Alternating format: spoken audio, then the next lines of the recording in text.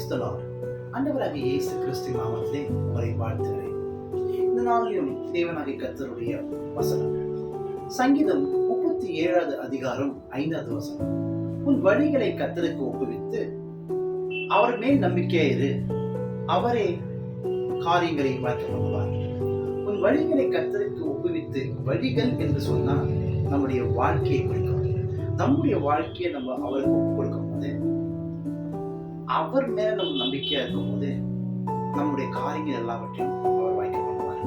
அநேக நேரத்துல நம்முடைய வாழ்க்கையை நம்ம ஒப்பு கொடுக்க மாட்டோம். ஆனா அவர் மேல நம்பிக்கையா இருப்போம். நம் காரியத்தை அவர் வாய்க்க பண்ணுவார். அவர் வாய்க்க பண்ண மாட்டார்.